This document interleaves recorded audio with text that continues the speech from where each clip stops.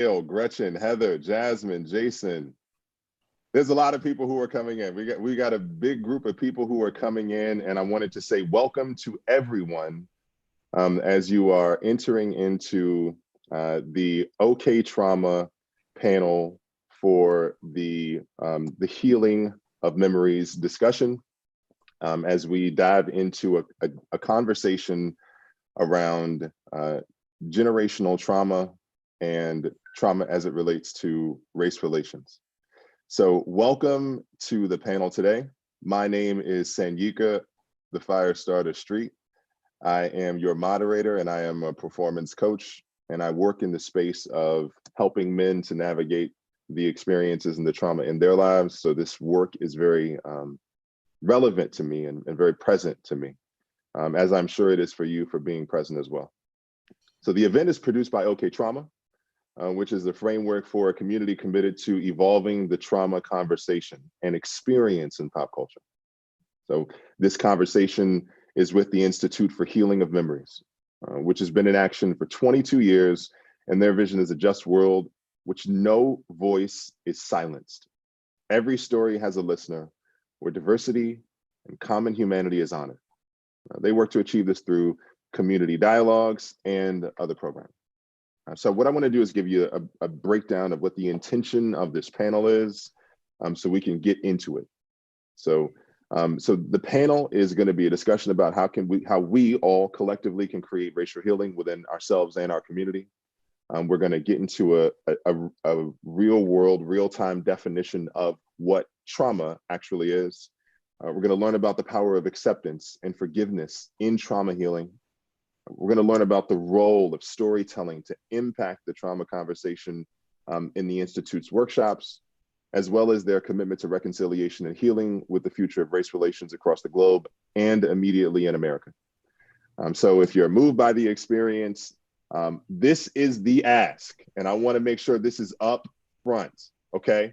If you are listening, give me a wave in the hand in the chat box. I want to see your energy. I want to see your beautiful faces waving in the chat box or waving in the screen. Let me know where you are coming in from. Please type it in the chat, what city you are located, what state you are located. Let us know. We want to get this conversation going. So what city are you located at? New York City.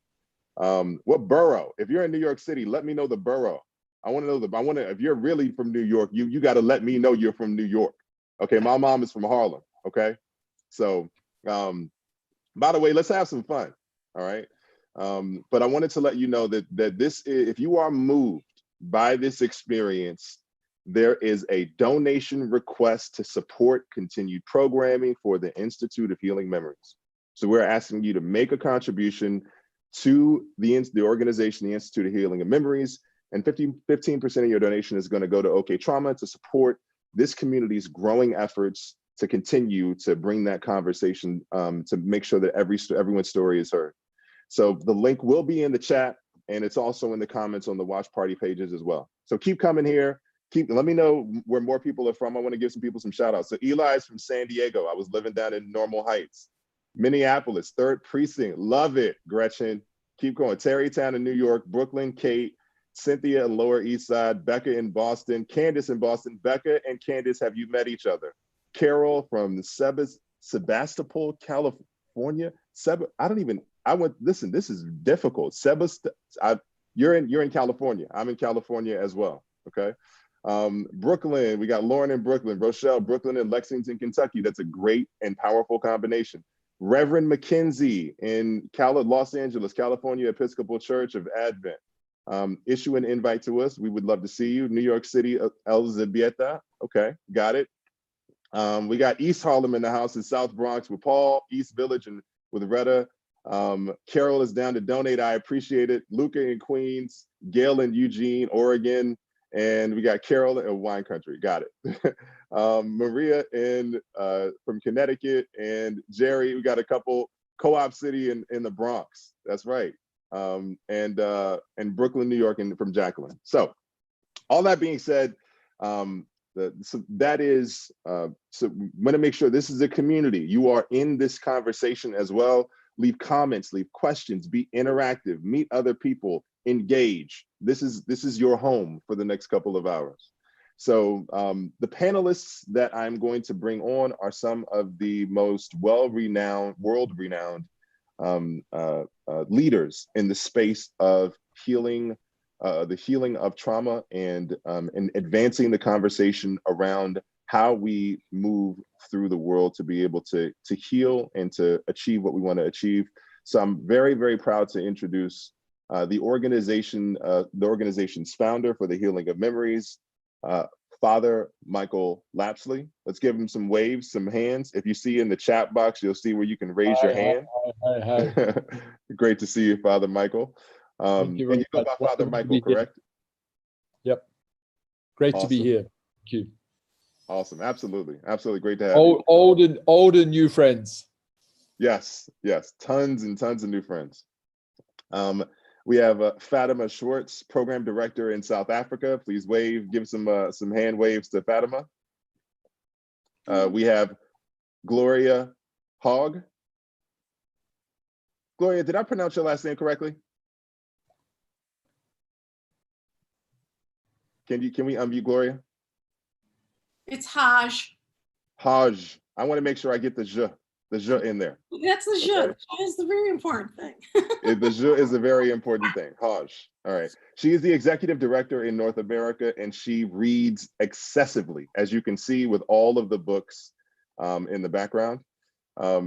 And we have Phyllis Rodriguez, who is a workshop facilitator in New York. What borough are you in, or city? Are you in a borough, Phyllis?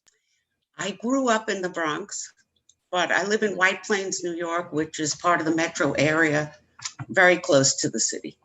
I'm familiar with both. Awesome. Okay. And we also have Lindy Scott, who is a workshop facilitator in Los Angeles. Hi, Lindy. Hi. Good to see you. Good to see you. Pasadena. I'm in Pasadena. Nice, nice. Not too far away from me. I'm in Covina. So great. That's beautiful. So we are just gonna, I'm gonna give you, so we kind of talked about what the intention of this panel is gonna be. We're gonna get into an outline of what this next couple of hours is really gonna look like. So we're gonna start by watching a powerful video of the story of Father Michael, who again is the founder of the Institute, and then meet and talk with him to get a deeper sense of his work. So woven in throughout the conversation, Gloria is going to be giving us the Institute's journey across the world, really, like the growth of the organization across the world. And we're going to get to know the stories of how Phyllis and Lindy found their way to being workshop facilitators, and a bit about the work. And with Fatima, we'll be introduced to the work that's being done and giving tools to our youth. So then we'll hear about the Racial Healing Conference next spring in Tulsa, Oklahoma, for those of you who are aware. That was the location of the race riots that decimated a thriving Black community in the city of Tulsa, Oklahoma. And we'll talk about the Institute's intention in terms of going there for that Racial Healing Conference. And last but not least, we'll end by watching a short film, Destiny Now, which is created by OK Trauma's co-founders, Ted Saunders and Michelle Barton. So please let us know in the chat. This is really important. Let us know in the chat how you heard about the event. How did you hear about it? How did you come across this? Did you come across it on the Facebook page? Did you come across it through your awareness of the organization? How are you aware of this event? Please let us know. So the very first thing I want to do is I want to talk about what trauma is.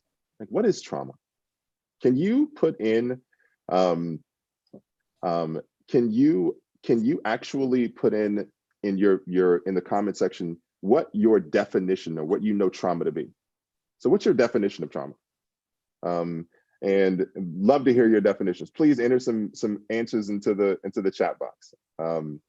So Karen's a facilitator for the Institute. Hi, Karen. So Healing of Memories North America, through the activist work of racial justice, RJI newsletter, racial justice facilitator. Great, love it, love it. What is your, especially for the facilitators, the people who are in the organizations, who are in this work, what is your definition of trauma? What's your definition of trauma? I want to see a couple of answers come in before I answer with the definition that we're providing, but I want to see what you all, the way that you all define trauma as well. Activist storytelling, oral historian, works in Elisa. We got Jeff, RGI newsletter also. Great. Shout out to RJI. So Nyla, fragmented consciousness, painful memories that are difficult to heal, loss of sense of self and sense of purpose. Powerful. Graciela, an awakening. Love that. Jerry, trauma, unresolved pain that hasn't been healed. Beautiful. Julie Black, trauma is repeated exposure to harmful events, either first or secondhand exposure. It has an effect on our overall well-being. Beautiful. Donna, trauma, lasting impact of pain and injustice. Trauma is anything that impacts your life negatively. Absolutely. And so great. And last one is Gretchen. Trauma is something that has a negative impact physically and or emotionally. Absolutely. Trauma is both physical and emotional. So this is a definition that we are providing, a broad definition, to give you some context for how we're digging into this conversation. So trauma, as we've defined it, is the response to a deeply distressing or disturbing event that overwhelms an individual's ability to cope, causes feelings of helplessness, diminishes their sense of self and their ability to feel the full range of emotions and experiences. So there are varieties of trauma, right, as well as its expression that's essentially rampant in our lives. And today we're focusing on intergenerational trauma and intergenerational trauma as it relates to race relations. So the definition I'll use to define intergenerational trauma is maladaptive behaviors and patterns that are passed down from parents to children, then passed down to the children's children. And a really interesting anecdote on that note is that what most people don't really know is that you were in your grandmother's womb. You were in your grandmother's womb. The eggs that gave birth to you were in your grandmother's womb. So there is a connection to the past, a deep connection to the past, to the people that came before us. So what I want to do is in the spirit of that connection that we have to the people who have birthed us. I want to really take this moment to focus on the story of one man's experience.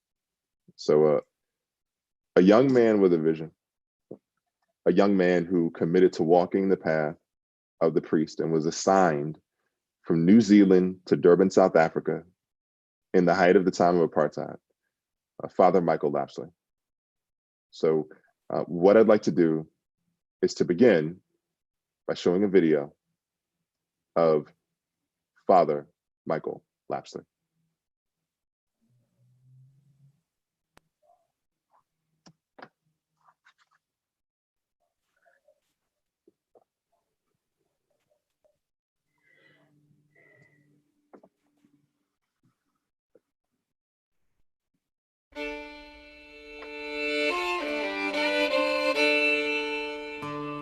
Alan Michael Lapsley was born in New Zealand on June 2nd, 1949. I was born and brought up in New Zealand, this very small country. And my parents, in terms of a developed country, were quite poor. So I remember hard work, lack of money, but not poverty in the sense of ever having gone to bed hungry. Both my parents were loving, committed Christians, so I was brought up very much in a church environment, and since I was a child, was quite a religious child and interested in issues of faith. His interest in issues of faith grew into a calling, and at the age of 17, he traveled to Australia to become a priest in the Anglican Church. At the end of high school, I went to begin my training to be a priest. In some ways, when I look back, it's quite amazing that they actually permitted me at the age of 17 to leave the country, go to another country, and to train to be a priest. Michael Lapsley joined the Anglican religious community in Australia in 1967. In 1971, he took his vows in the Society of the Sacred Mission. Lapsley was ordained as a priest in 1973. In that same year, the community chose to transfer him to South Africa to enroll in undergraduate studies in the city of Durban, It was in South Africa that Father Michael's life would be changed forever. Nothing prepared me for South Africa. I had read and read and read, and yet I'd understood nothing as I look back. And I suppose I thought that when I arrived in South Africa, I'd find three groups of people: the oppressed, the oppressor, and, if you like, the human race that I would belong to. And I often say that when I arrived in South Africa, I stopped being a human being and I became a white man. Because from the moment of my arrival, every single aspect of my life was decided by the color of my skin. Fate landed Father Michael in South Africa during the height of the apartheid repression and escalating violence.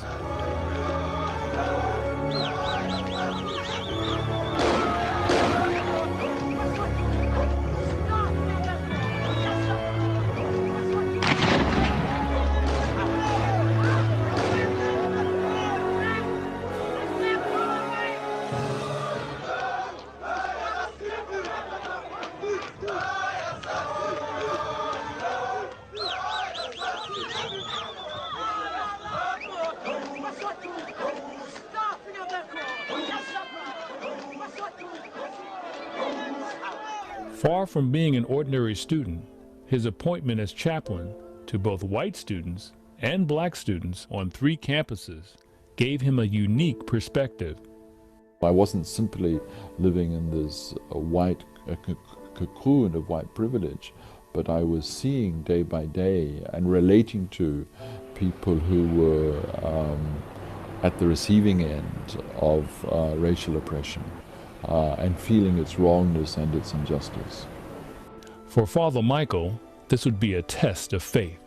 What does a man of God do in the face of injustice?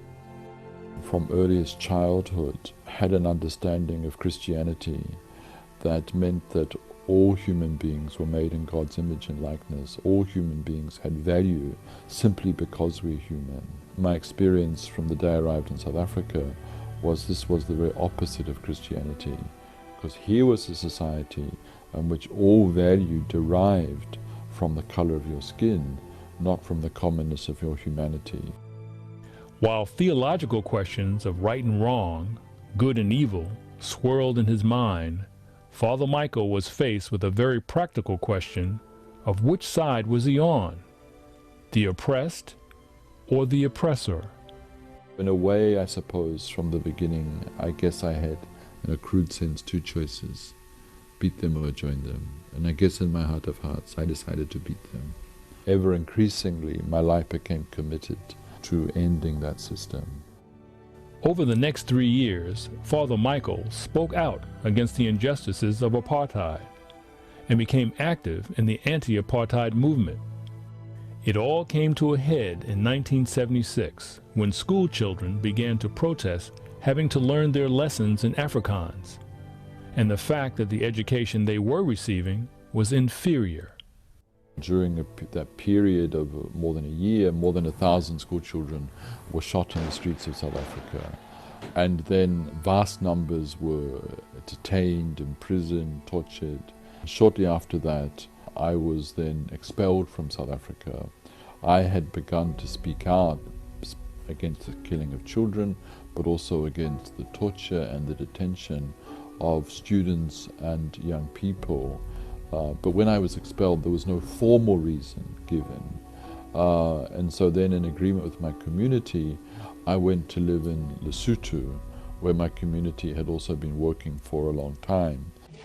After being expelled in September of 1976, Father Michael moved to Lesotho, where he continued his studies and joined the African National Congress. He became one of the chaplains to the ANC in exile.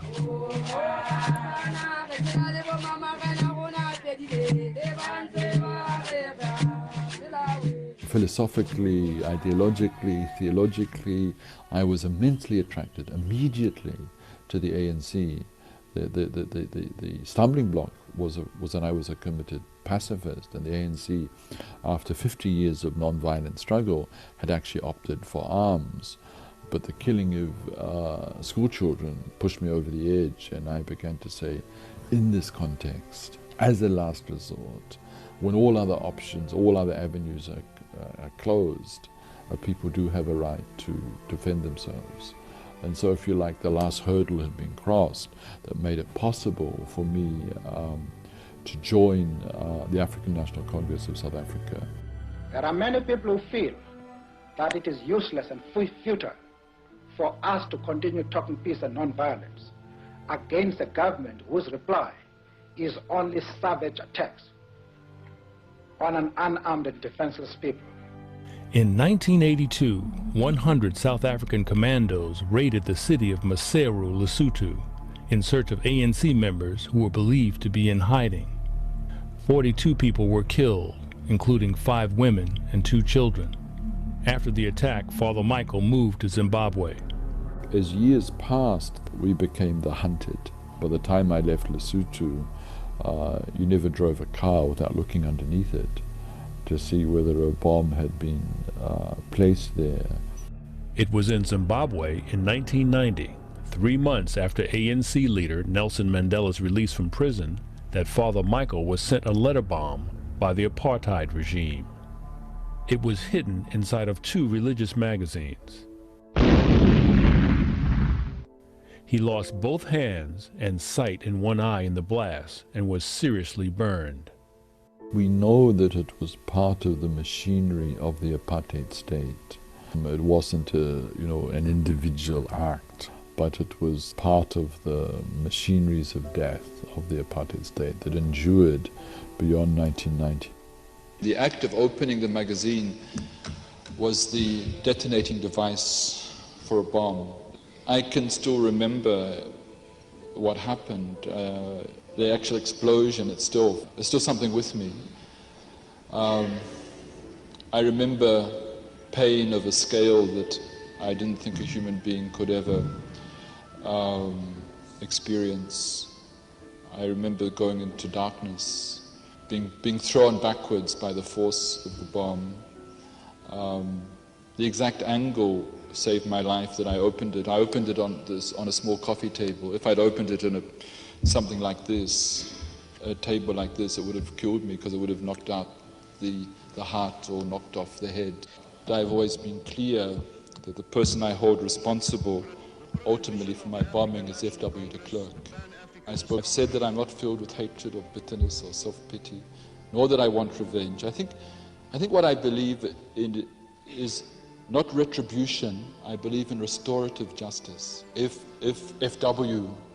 was to come to me, or the person who made the bomb was to come to me and said, I'm sorry for what I did, and I want your forgiveness, and this is what I am now doing in the way of reparation, not to me personally, but to our country and our people.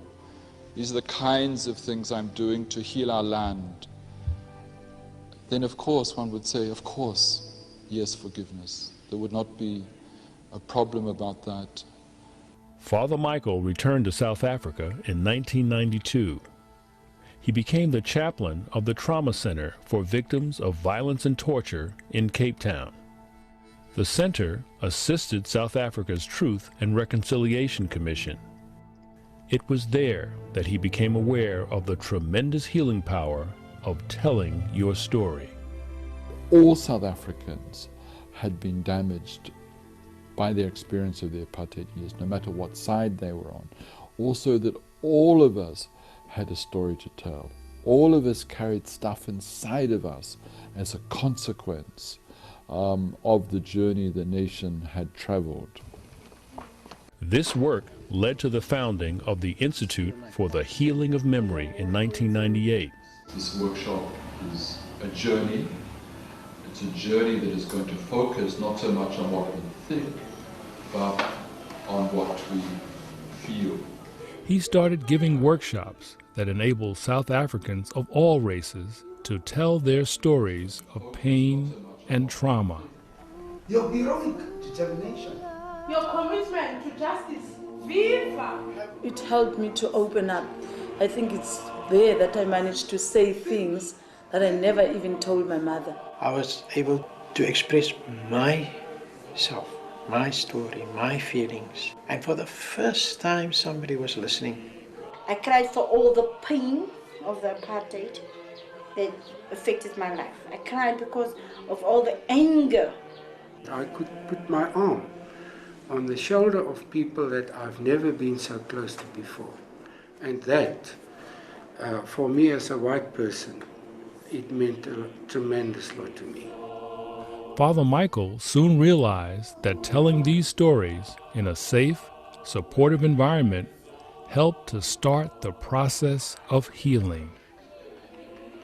He believes that the entire human family is burdened with trauma of one kind or another because of what we've done, what was done to us, and what we have failed to do.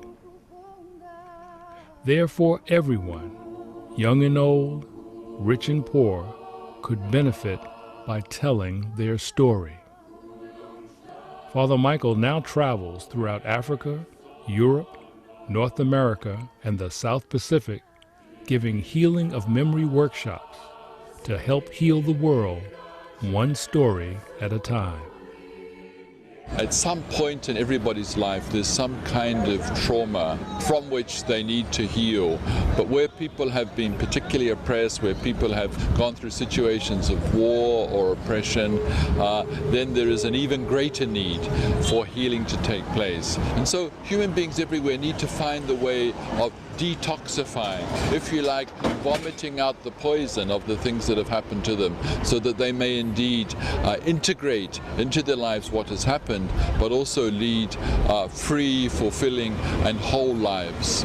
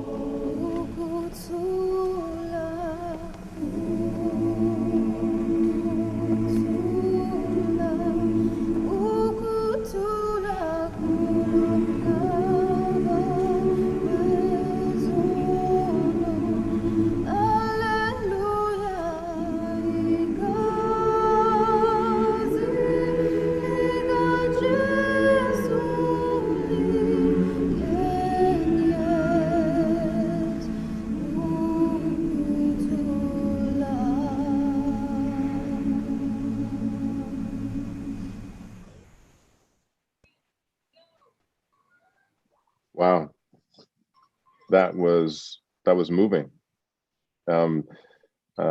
Many of you have been commenting about the way you feel about the video. Please let us know how the video impacted you. Let us know what your thoughts are. It was deeply moving for me. And I remember, Father Michael, when my mother took me, I grew up in Washington, D.C., and I remember when my mom took me to the march when they freed Nelson Mandela. And I remember being very young. I was very young, and we went to the march, and we saw it on a big TV when they let him out of the prison, and I was there. So obviously not in South Africa, but but present for the moment. So so your work is very moving for me. Thank you, Sanjika, for that comment. I often say that no two people watch the same film, just as no two people read the same book. So as you are asking, it'd be interesting to hear from a number of people, how did this film touch you? What feelings did it bring up for you? How did it connect to your own life journey? I mean, some of us here are South Africans, but there are people mainly from the United States. And so how did it connect to your journey? Was there a point that brought up deep feelings for you? Anger or fear or sympathy or compassion or what was it? What touched you about the film? Not what did you think of the film, but how did it connect to you and your journey, particularly emotionally? You know, what feelings did it bring up? So I think how we're going to do this, and people are going to put up their hands, they want to speak, or they're going to do it in the chat, or you and the chief facilitate.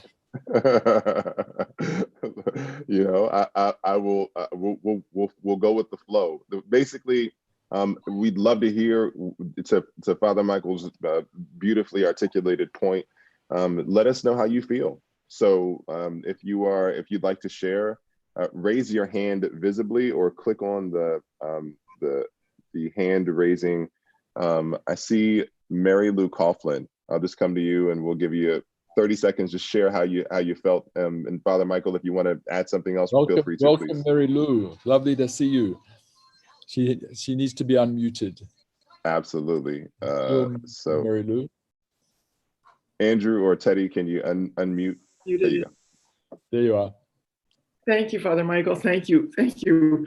I just want to say that the moment that just I resonated with was when you went to South Africa as a young white priest, and when you recognized that you lost your sense of being a human being, and you saw the difference.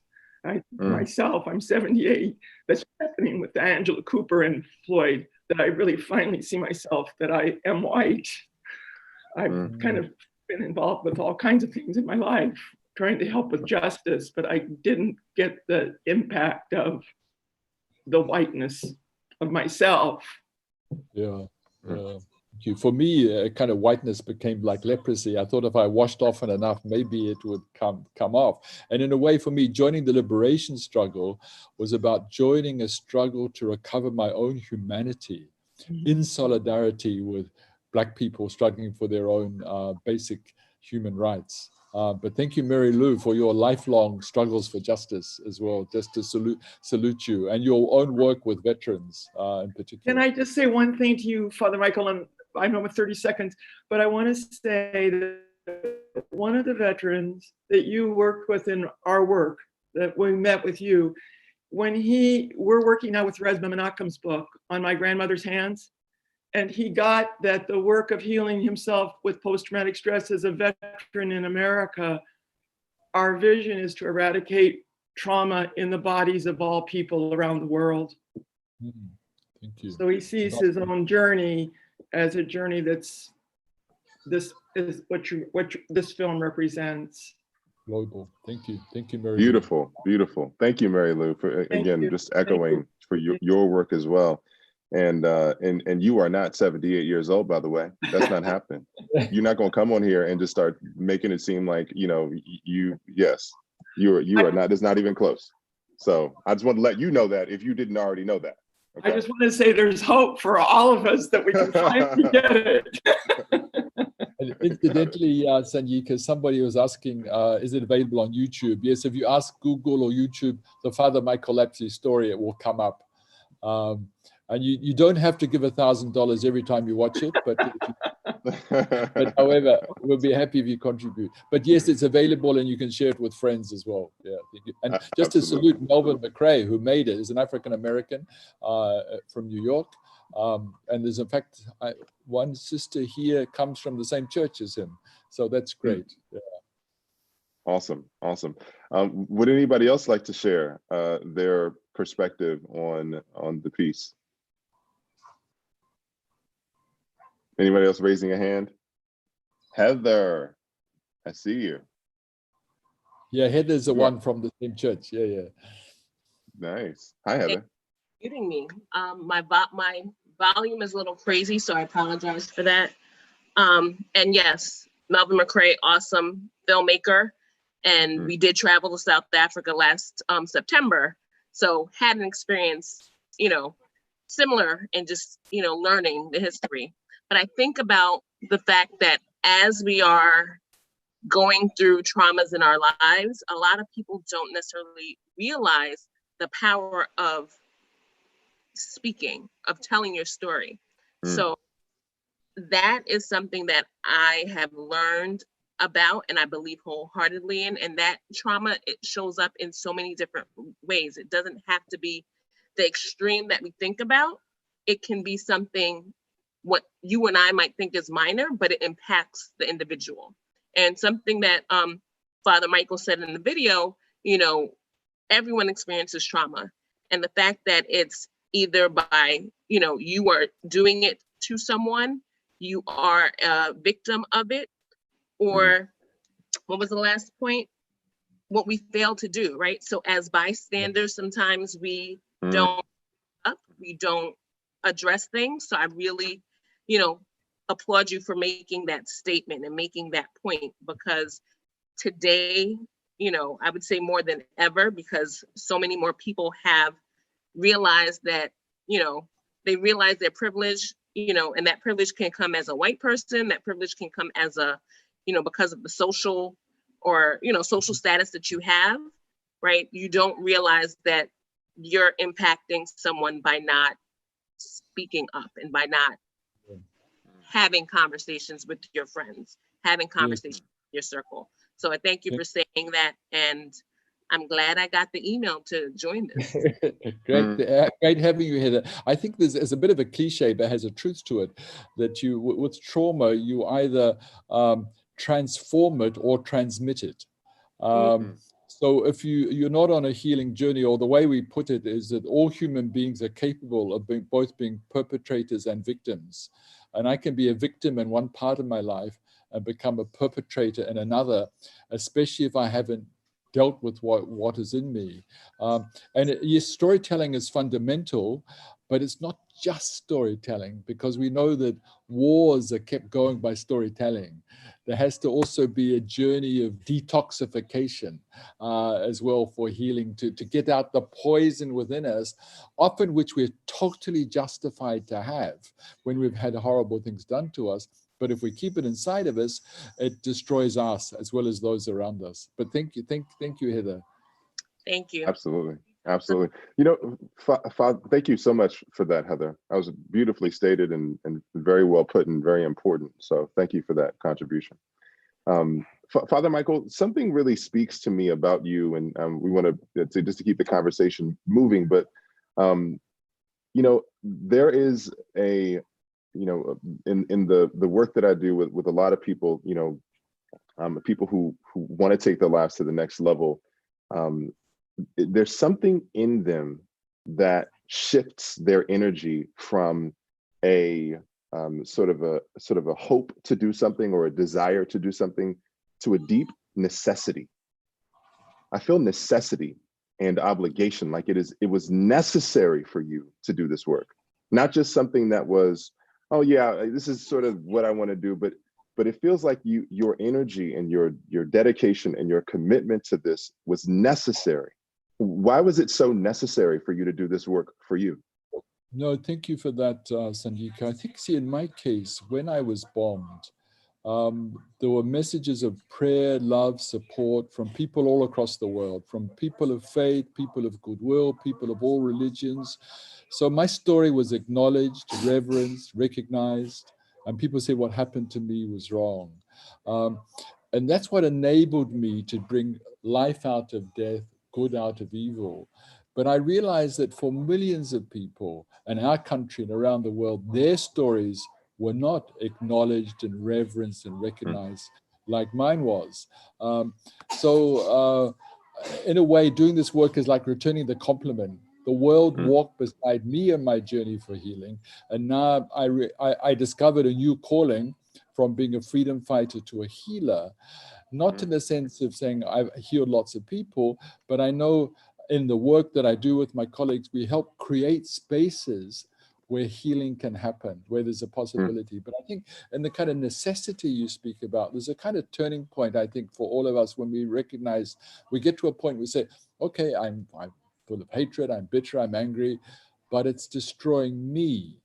And that's a point of recognition in which one says, I need to get rid of this stuff for my sake in order that I be free, in order that I may live my life. Absolutely. And I realized if I was filled with hatred and bitterness and desire for revenge, I would be a victim forever. They would have failed to kill the body, but they would have killed the soul. Beautiful, beautiful. I am deeply touched. And your story is a very powerful one, but your work is representative of just who you are. So had the outcome or situation been different with the bomb, I still feel like you would be in this place doing this type of work. That's the strength of the commitment that I feel coming through you. And I just want to honor you for that, because I think it's really, I think it's something that all of us get to live into, to that level of commitment to our dedicated mission. Yeah, thank you. I think fortunately most people don't receive letter bombs, but many of us have terrible things that happen in our lives, and they will either cause us to grow or to diminish. And that's where I think there's a choice. But I think part of the story of healing of memories is the power of people who accompany us on our journey of healing. Because often people are stuck because all they have is their victimhood. And this is why we say that all people have a story to tell, and every story needs a listener. Because when we are accompanied and supported and loved and prayed for and encouraged, that often creates the spiritual space where people can choose the many steps towards becoming a free human being. Freedom. And then, of course, as we become free, we are freed to work for justice in the world as well. So there's a connection, and I think this is very dear to our hearts as the Institute, a connection between the journey of healing and the commitment to justice. And by justice, we mean transformative justice. Beautiful, beautiful. The commitment to healing and commitment to justice. And I love that you just spoke to freedom, because freedom, the first step in freedom is to choose to be free. So that's a powerful place. So thank you for that. Now I want to get some to some comments from the facilitators. We have two that are representing us on the East and West Coast, Father Michael, that I'm sure you know and love. We'd love to hear. They're my partners in crime. Nice. But we'd love to hear the stories that led you both to choosing to be facilitators for the Institute. So Phyllis Rodriguez, would you start us off with your story and how you came to the organization? Yes, thank you, Sanika. Absolutely. I came to Healing of Memories because I was involved with a group called September 11th Families for Peaceful Tomorrows, which was formed by families of victims of the attacks on the World Trade Center, on the Pentagon, and that field in Pennsylvania.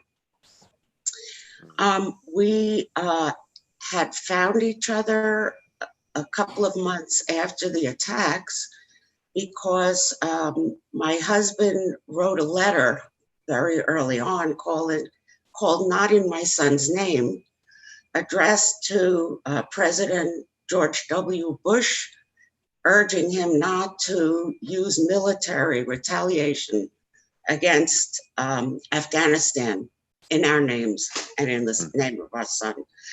We weren't the only ones who felt this way. So there were other letters, they went around the internet, and some were actually published. A couple of months later, an angel connected us all and said, would you like to meet each other? She tracked us down, and we did. And that was the beginning of our having some community with people who suffered from the same tragedy, but who did not want violence in our names. We did not want the government to use us as an excuse to go in and bomb other countries,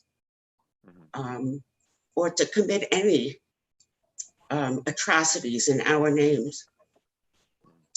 Well, 2006 was the 5th anniversary of our founding, the Peaceful Tomorrows, and we had an international conference on trauma, victims of the atomic bomb, wars, violence in general.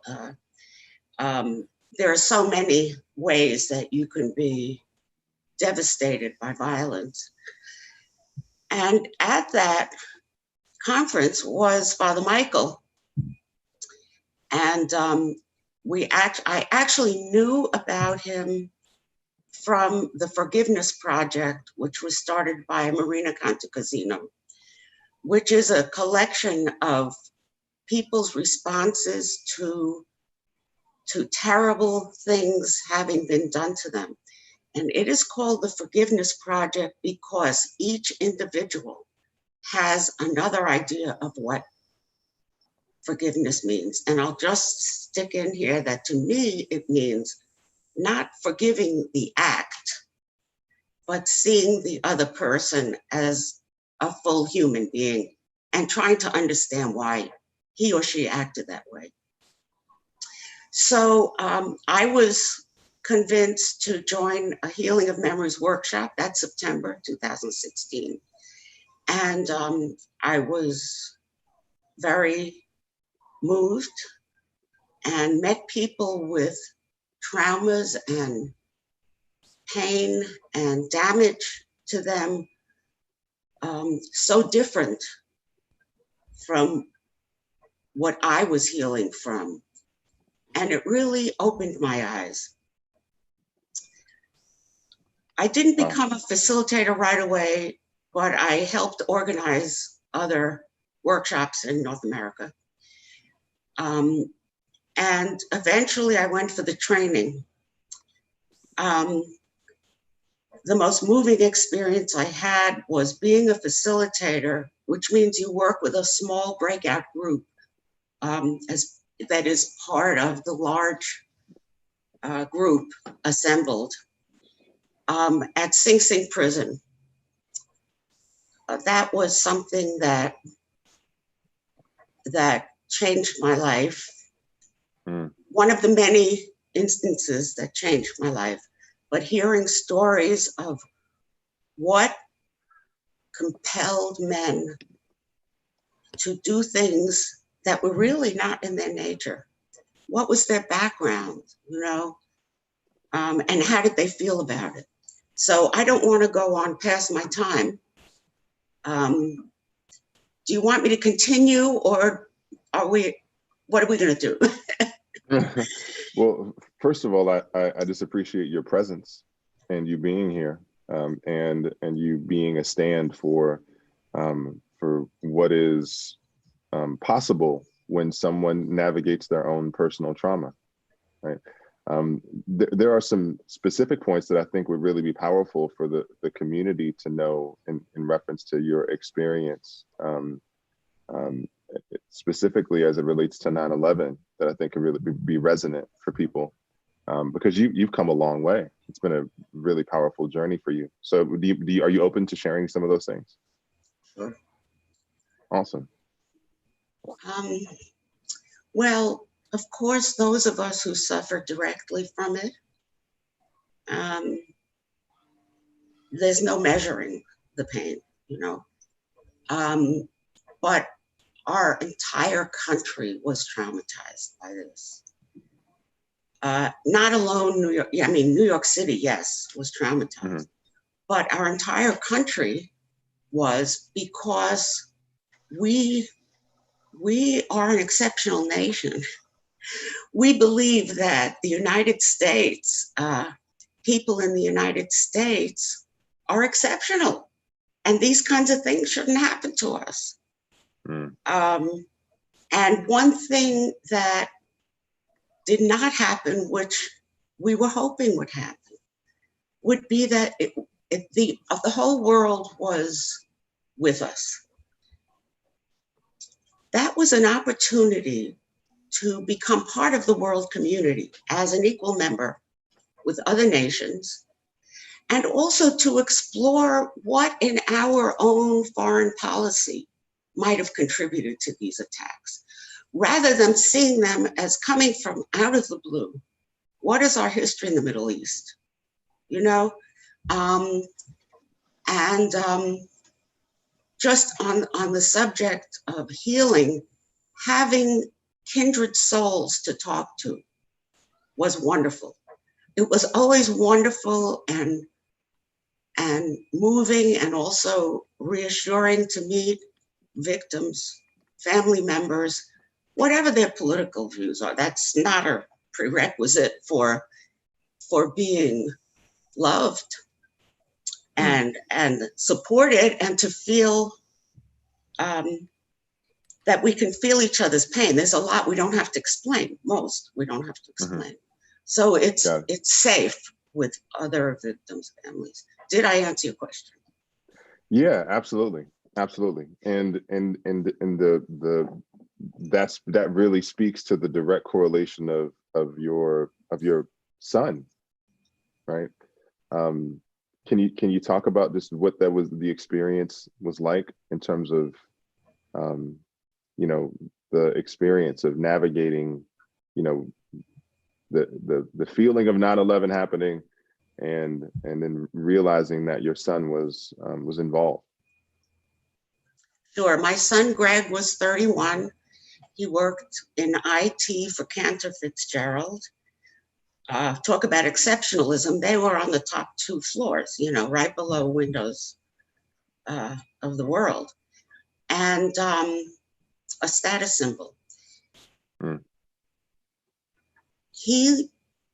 We didn't know what had happened to him for 36 hours. He did leave a message on our answering machine that said, "Mom, I'm okay. Call Elizabeth, our daughter-in-law." And that's it, hung up. We all tried calling his cell phone, it was gone. Mm. And of course, the outcome in terms of human life and human injury was nothing like what was expected, with all these hospitals being ready to admit thousands of people for emergency care. But I couldn't accept that he had died. I couldn't accept it until the next day, when the CEO of Cantor Fitzgerald announced that, excuse me, he had gathered together IT people who had scoured the area and located every single person who was alive or who survived, who wasn't there or got out, whatever. And if your family member is not on this list, he or she is presumed dead.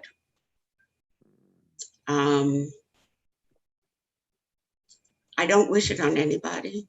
I don't wish death by violent crime, as we are seeing so much of, thanks to cell phone videos. We are finally seeing what is going on in our country under the radar of those of us privileged enough not to have to face it. The attacks on the Trade Center were not declaration of war. They were not invasion by another country. They were criminal. It was international crime by individuals. And many, and I'm sorry about that.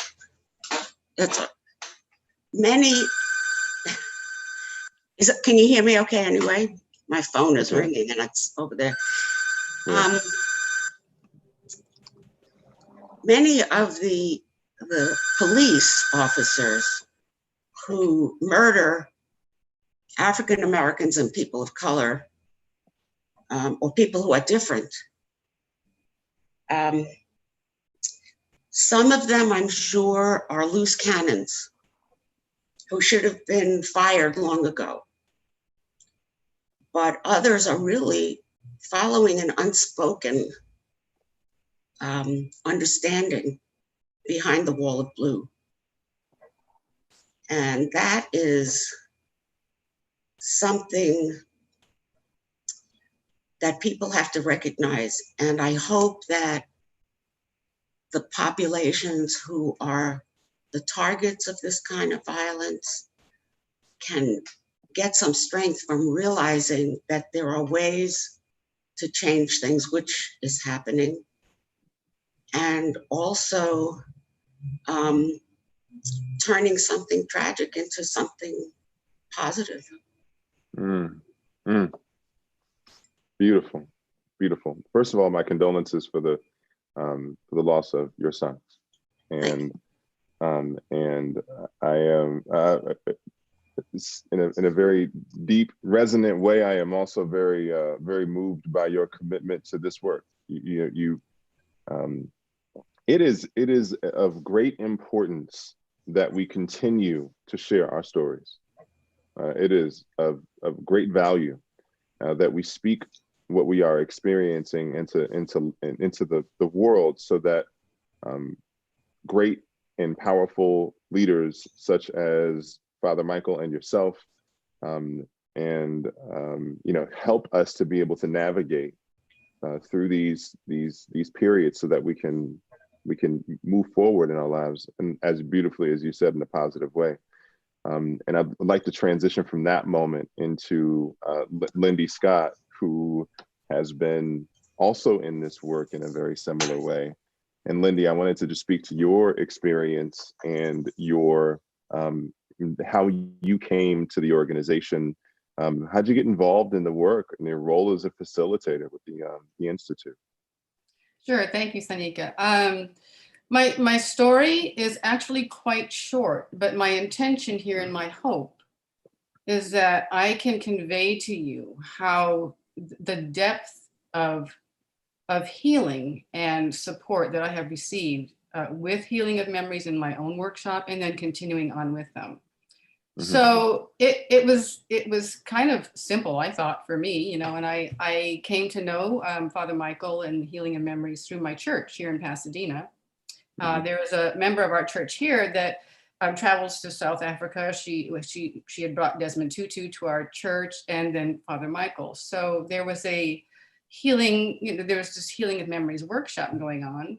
And at that period of time, it was in 2014 when this was, in that period of time, I had been going through a lot of grief and loss for, I'd say, since 2010. And the thing I want to say is, grief and loss is, to me, it was my belief that it's this is normal. We're human beings. We are going to experience grief. We're going to experience loss. What I didn't understand was that was my trauma. And it was trauma for me because it set with me. I learned through Healing of Memories when I attended that first workshop in 2014, that my definition, the trauma, the meaning to me is any wound or affliction that affects me, like emotionally, physically, or mentally. And my grief and loss was doing that. And I didn't recognize that because I kept going. My life kept going because one loss, I had to keep doing things. I had to keep living. And, there's one loss, and then I'm keeping going, and then there's another loss, and then there's grief. And then, and I didn't give myself time. So when I first met, the Healing of Memories, when it first was at the church, I thought, oh, that before I came to that realization of what trauma was, I said, oh, I thought trauma was, heinous crimes and, people being subjected to just terrible things, killings and violence and all that. And that wasn't me, but I knew I needed something. And so I thought, well, let me look into this. And what I found was just, it was amazing. And what I really found was I'm quite a spiritual person. I've been to church all my life, but Lindy knows her body well, and I was noticing how it was affecting what I was doing, my emotions, what I was doing. It was depleting me. Mm-hmm. And so I thought, wow, this is really trauma. So I went through the workshop, which was just amazing. And it allowed me to see deeper about what was really happening to me. And it allowed me to see the more broad definition of what trauma really is. And that next year I continued, and I, as much as it helped me, I'm like, I have to do this. I'm one that looks to other people, looks out for other people. And if this can do this for me, I know others that it could possibly help. What could it do? How could I help others? And I'm thankful that you had asked me to be on this panel, because I know as well that there are many, many people who believed like me, that it's just grief and loss, right? And that it's not anything really, really traumatic. But I must say, especially because of what our purpose is in this panel, I was raised by a Norwegian mother, and I had an African-American father. And the loss that I experienced, I lost my mother that following year, so in 2015, and it just added to grief and loss that I was already experiencing. But this was loss and grief like I have never felt in my life. And I was essentially her caregiver. So things were just bounding. But what healing of memories has done for me as well is I now can see much more clearly how my life and the racism that I have experienced, and I got to tell you, because of my ethnicity, I've received it, as we've all heard, not as a human being, but she's white or she's Black. So I've received, that kind of push-pull from both sides. And I now can relate that to any trauma, anything, any injury from the past can be carried through the present because it's still affecting me. So that is, and the racism that we're seeing now, I can see so much clearly how it is affecting me, how I look back on some things of my life, because I'm telling you, my healing journey is continuous. I look back on little things of my life and I'm going, oh my goodness, that's trauma. Oh my goodness, that was what my mother or someone was trying to tell me. But, so it has come full circle as far as my awakening, and the healing that I so needed, and the support that I've gotten, and the support that I hope I continue to give to others has just been profound. Wow. Thank you for that. Thank you for your story. Thank you for your contribution. Thank you for your journey that we all get to experience and to model, so that we can see how we can tap into any experiences, so that we may be feeling that we may not realize that actually a trauma. And it's really powerful that you said that, and I appreciate that. Please, in the comments, let us know if how this is resonating with you. Have you experienced an awakening where you realized that what you were going through in your life was not just a bad day, and where you actually realized that it was you were experiencing trauma on a deep level? And I've experienced it in my own life, and please, it would be this, if we are to model anything, if there is one thing that you leave this panel with, is that everyone in this room becomes a model for the healing journey for everyone else who is not in this room. So please use the chat to share your story. If there is a story that's on your heart, leave it, speak it into existence. Let's model that behavior so that we can start this process of helping others to be able to transition from what they're experiencing as well. And so thank you for that, Lindy. And from that, I'd like to transition over to Gloria, who is basically the director of the North American executive director, and love to hear your story of the big picture that the Institute's creating, how you've come across the organization, and any tactical guidance, strategies, or tips that we can use to be able to navigate our own personal stories and maybe other people that may be experiencing trauma as well. Thanks, Anika. Wow, I'm like all emotional from the film to Father Michael to Phyllis to Lindy. And now I feel like I'm speaking more practical terms, but I think it's very important to share that this healing is necessary for all of us, and also for so many groups of people. And so one of the challenges has always been is how do we serve as many people who actually need this work? So COVID-19 has created a whole new world for all of us, a new reality. Everything changed almost overnight, and this is going to continue. But what was most important for us as an institute who actually does our work in person. So the Healing of Memories workshop is a 2.5-day in-person workshop. And we quickly had to cancel those workshops. So what do? You want to serve. Healing is always urgent, but it was more urgent than ever. And now even more so with the George Floyd murder and the racial situation in America that's really never been addressed fully. And America cannot move forward or create a new country if they do not deal with their past and do not address it. So this is an interesting time of great challenge, but also of extraordinary opportunity.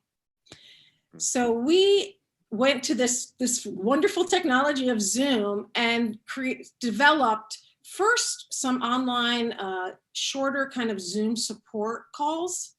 And we started doing those and they were received very well. And then we developed a short 4-hour workshop that's based in the workshop, mostly focused on the storytelling. We do use art in the workshops and we have that as well. So we started to shift completely how we were doing programming so we could deliver it in this type of forum. And the interesting thing is that there's something really profound about this forum, and that we discovered there's a global connectedness that can happen. So people can sit in their homes from all over the world and they can connect in a workshop or one of our Zoom support calls, and getting that perspective from different places is a very powerful experience in healing because we have this common shared humanity. And the more diversity that we bring together to recognize that, the more as a global community we create a better world. So it's actually worked out, quite well. And we're also offering these calls and workshops to healthcare workers, those on the front line, which clearly have been impacted just horribly and not being supported sometimes by our government, not having the equipment they need, but also making life and death decisions that they never signed up to make, and loss and fear of infecting their families and homes. So we're starting that program. Since COVID's not going away anytime soon, I think this online platform will always exist, even when we back to in-person. So we're expanding how many workshops we have. We're going to be opening them up to the general public with partners of ours, so stay tuned. So we will bring that to you. The other thing that's really, really important to us is our partnerships. So partnerships with like-minded organizations such as OK Trauma, which we are doing right now, is foundational to our work. So we work closely with partners to serve their constituents and also to expand access. Mm-hmm. And so we do that, and we also build capacity for organizations who want to utilize the healing of memories methodology. We also partner with universities because young people coming up, this is such an important group of people learning in kind of a new way in a new world. And so we have partnered with New York University. We had a course there in their master's program last spring, which went extremely well. We've worked with the Gettysburg College on their Consortium for North American Peace Programs. They have a conference there. It's a space for students to innovate and create radical solutions to peace building. And also we are partnering, and we're just really, really honored to be doing so, with Professor Tanya Anderson. She's the director of the Dr. Ada Lois Sipiel Fisher Center for Social Justice and Racial Healing at the University of Science and Arts of Oklahoma, in developing and implementing a virtual workshop conference called Building Bridges and Dismantling Racism for the Common Good.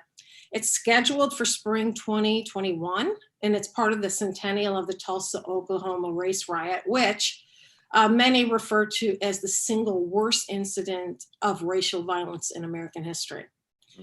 So we were actually, Father Michael will be the keynote, but we're also going to be running workshops and dialogues through that conference to take what is being learned intellectually and transforming that into the feeling and the heart where real transformation can happen. So that will be our role in that conference. There'll be more information about that once the dates are solidified. It will be in spring 2021, but we're just so happy and proud to be working with them. Also, just to throw it out there, partnerships are everything to us. That's how we do most of our work. So if anyone is interested in exploring a partnership with us, reach out to me because I would really love to talk with you.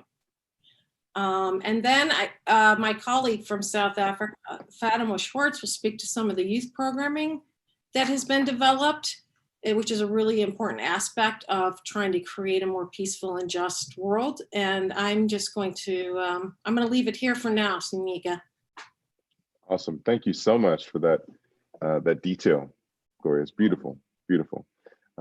I encourage you all to take Gloria up on the partnerships, and this is again is another call for everyone to remember that there is an opportunity to contribute to the organization, to make a donation that will be listed in the chat section. So please find it within yourself to continue in furthering this conversation by making a financial contribution.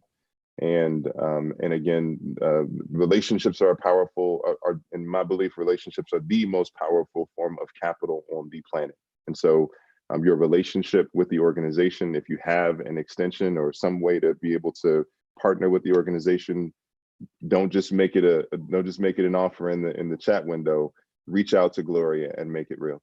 So Fatima, I'd love to hear your perspective on the work with youth and the importance of that work as well.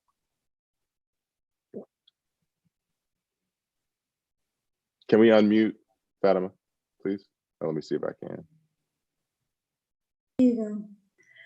Thank you very much, Sunika and Lindy and Phyllis, whose video for Peaceful Tomorrows we usually also use in our training here in South Africa. And of course, Gloria and Father Michael's story was an inspiration to all of us. So the Institute, as people might know, a big part of it is about the healing, but it's not just for the sake of healing, as Father Michael was saying. It is so that we may contribute to a better world, so that we can engage in social justice work. So and twofold about that is the component of empowering or finding your own power, and therefore making a contribution.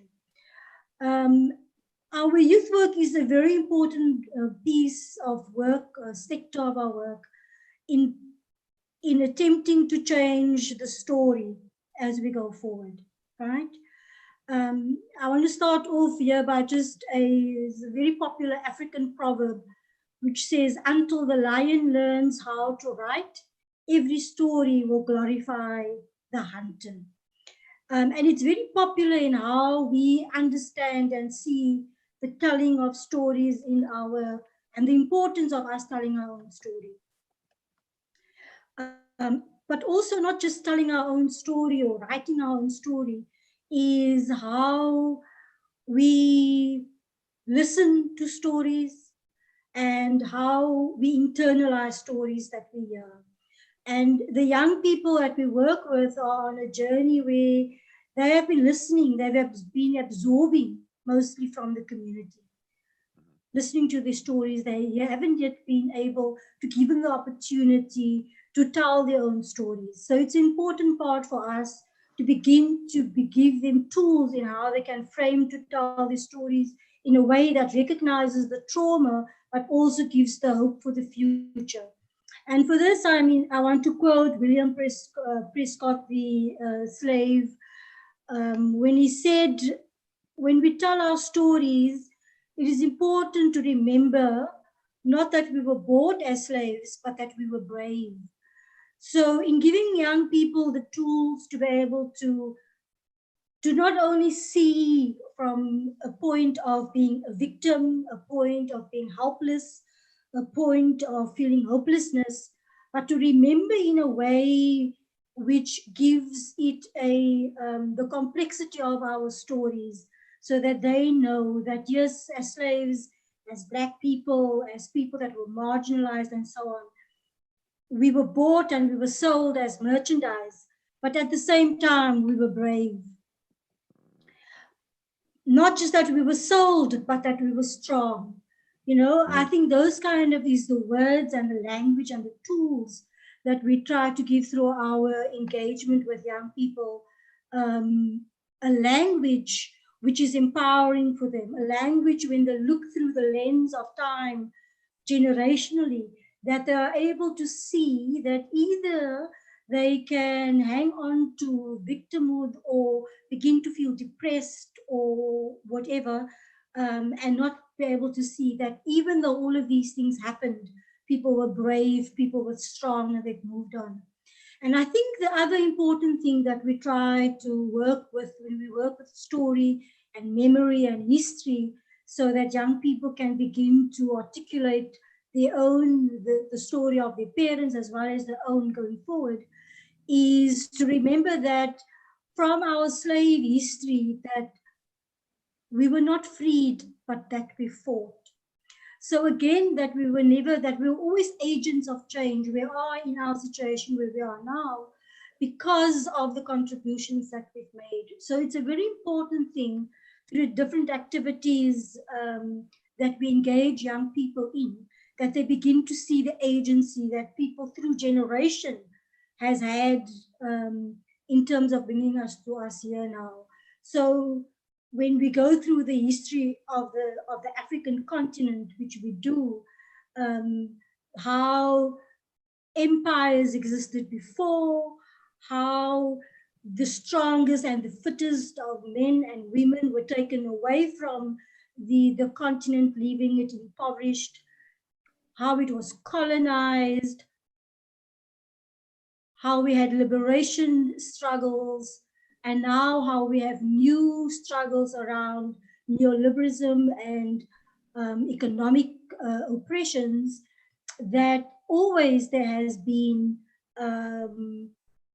agency within people. Because otherwise we can become feeling hopeless, helpless, because it always seems so overwhelming what we are facing. But also then understanding that all of these resistance and defiances that we've been engaged in over these many generations now has left its mark. It has caused trauma of unimaginable proportions, and it has been carried through and on to generations through the stories that they hear and through the stories that they tell. But at the same time, we are trying through our programming, and we try to do it in a very exciting way. We take young people on scavenger hunts where they go into the community, into our city to find places of memory. And in those places of memory where they engage, we find the healing, because that is where we get the new language, the new lens through which to look through history, so that we are able to see how our story has been told in ways which has been very disempowering for us, where we've always just been victims, as if other people have helped marginalized, Black, oppressed people to be where they are. And not that they themselves, we ourselves, have contributed, have actually pushed the boundaries. And that wherever we are finding ourselves now is because of our efforts and our people's efforts. And of course, all those allies and people who have supported us in the cause of fighting for justice and fighting for a better world. So our programming around for young people is what we have, a very popular education approach to it. We engage the young people in ways which are creative and fun, and we use art quite a bit. But I think we're also trying to give them not only the language and also a kind of a lens through history that empowers them, that gives them back this self-esteem as young people. Just to say, you know, when we do a debrief or an assessment of how has the program been for you as young people, the issue that comes up the most is that of confidence. You know, they will always say, it has given me the confidence to speak. It is ironic that even people who have attained, done quite well academically or even financially, that they still have feelings of being inferior, of being not quite at ease when they are in company, sometimes in South Africa, particularly in the company of whites, the white male, and so forth and so on. So our programming in terms of looking at the issue of race, looking at how we tell the story, is one of giving them tools to be able to engage with history from a different perspective. Being able to talk about history in a way which is empowering for the people who are where we are now. And part of that has been, over the last 5-7 years, the big debates with young people around a decolonized history, so that we rewrite the way in which we see history and talk about ourselves and validate the roles that people have played within in history, but also to put into perspective the roles of different groups of people within society and what their roles has been. But I think the important thing that the young people understand, and got maybe quicker than what we thought they would, is the fact that history lives with us. You know, that when you go into the city, the story, when we talk about storytelling, it's not only the words that tell the story. The city, that when you walk the streets, it tells you a story. Mm-hmm. There is a spatial history, you know, and in a country like ours, which is so divided, and that history is still with us in terms of where people live, where they shop, where they work, where they go for entertainment. So the story of who we are is also in the spatial places that we move and we find ourselves, which can be quite traumatic and bring on its own trauma for people. And at the same time, people need to find ways in which to push the boundaries and to move forward and to create new spaces for healing. And so our programming is working with that. So there's been a whole push around from young people in terms of the decolonization of our history and how people see it. And then, of course, as we've seen with Black Lives Matters and all over the world, of how the story of individual people are being looked at, you know, is being re-examined to say, but actually, you know, you were not a discoverer. You didn't discover anything. You came here to conquer. And so the language is beginning to change, and it's becoming quite, it is very empowering for young people to know that they are not helpless, that their fathers and mothers, even though they've lived through this very traumatic times, have always, even if that resistance was passive, was always busy and engaged in being defined and being resistant. But through the same way, saying that we don't have to repeat this, you know, that we are, as we move forward, that each generation will take humanity to a better level, you know, and how will this generation take all of us understanding where we come from to a better level than where we've been as the human family. And in terms of that, embracing in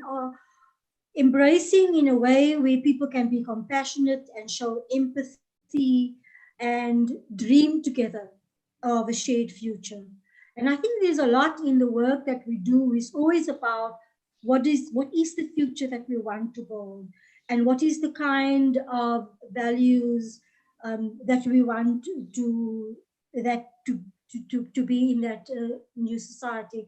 And again, coming back to Africa and our own notion and philosophies of Ubuntu, where I am because you are, it becomes important ways of looking through the world that not only connects you to your culture, but it connects you to your continent, and it also connects you to many other cultures, indigenous cultures, which has the same, they might call it different, name it differently, as that same value of interconnectedness, of connectedness of the human family.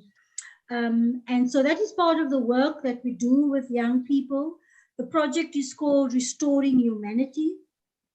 And it's called Restoring Humanity simply because we've had a systemic dehumanization of project of people going on for so many generations.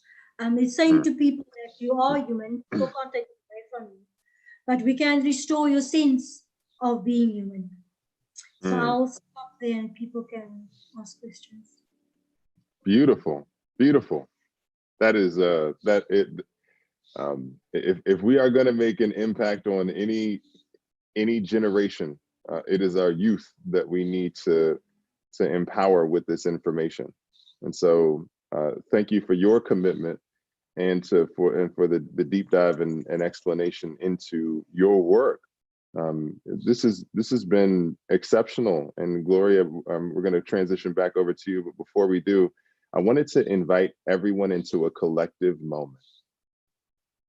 Please peer deeply into your screens, and on the count of 3, I am inviting everyone to stand so we can stretch for a moment. 1, 2, 3.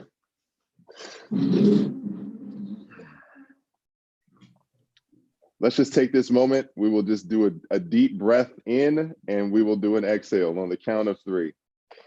We'll shake it out. Beautifully put. If you're walking, if you're moving, get yourself moving, get your body moving. On the count of 3, we will do an inhale, hold, and then exhale. 1, 2, we are breathing in joy, exhaling love. 1, 2, 3. Breathe in and hold. Exhale love. Have a seat when you are ready. Thank you all so much for your continued patronage and your participation. This is a very important, I think it really kind of goes without saying, Gloria, but this is a really important moment in our time, as you were saying. You know, this is a really important moment in our time in terms of, so we have these environmental circumstances that are creating, that are, you know, as a really powerful friend of mine, he said COVID doesn't have any feelings. COVID is not experiencing trauma, right? COVID is not experiencing pain. The actual virus is not experiencing pain.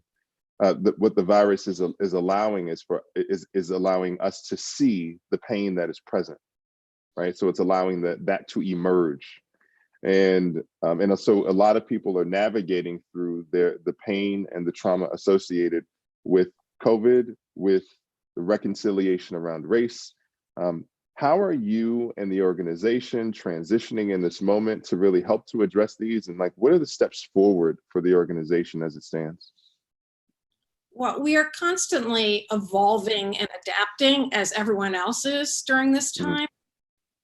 The reason I say, so COVID-19 has created a sad, challenging, difficult, kind of a horrible time in history for the globe.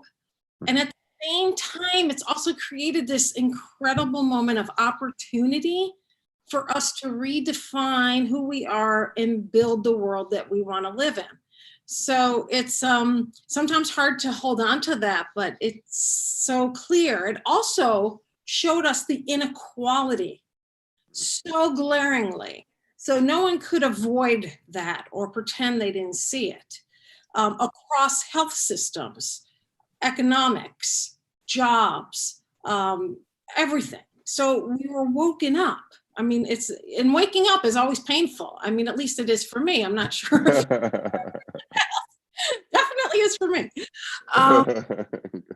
It's created this incredible opportunity. And then the George Floyd murder, it's not like that was the first murder.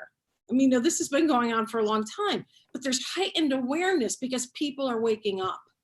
So this is incredible opportunity, and especially in America, for us to face our history and face ourselves and create the kind of country and world that we want to live in. So I am just really asking everyone I know, including everyone I encounter with the Institute, of like, we need to step into that space to do that.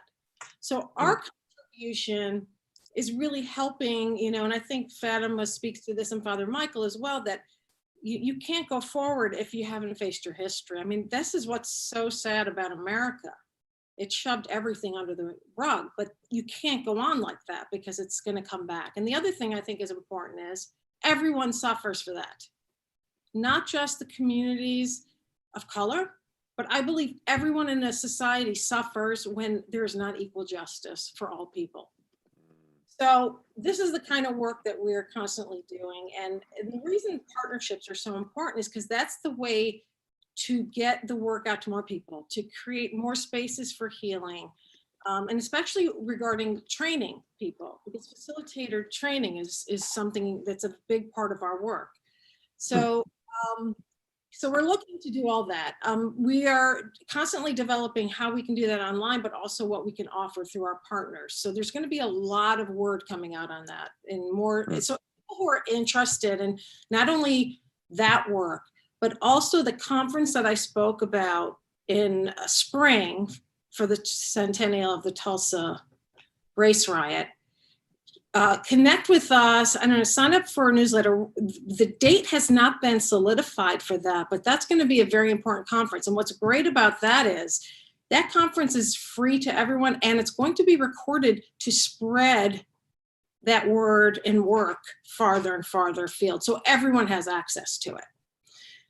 So you could reach out to me. I put my email in the chat box, or any way you want. I want to, get you on a list and make sure that you're aware of what's coming and what's happening and what's being offered. And again, just the partnership in doing that. Nobody does this alone, and nobody makes change alone. So we're all in this together. So beautiful. Sunita. Beautiful. Absolutely. Again, just to double down on that. Help to extend the message, reach out to Gloria. And also another note in reference to people who were looking to make a contribution.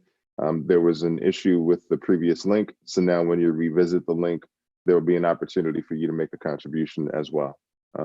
And this contribution goes to the advancing of the organization's initiatives, and to furthering the mission so that they can continue to do this work. If you find it valuable, if you find your presence on this call to be valuable, then help to continue and to further the work so that we can continue the message of Father Michael and Gloria and Lindy and Fatima and Phyllis and everyone, so that we can continue this conversation, so that we can spread the message from everyone who is currently experiencing things to the youth as they move into the next evolution of their lives. So I wanted to open this up for questions from the audience, from everyone who was present. And I wanted to just to let you know that the names of everyone, all the panelists again. Obviously, again, we have the founder of the organization, Father Michael Lapsley. Thank you again for your presence and for gracing us with your story. We have Fatima Schwartz, who is the program director in South Africa. We have Gloria Hodge, who is the executive director in North America. Phyllis Rodriguez, who is the workshop facilitator in New York, and Lindy Scott, who is a workshop facilitator in Los Angeles. Please raise your hand and we will unmute you, and then let me know the name of the person whom you have a question for. So who would like to ask a question? Please raise your hand.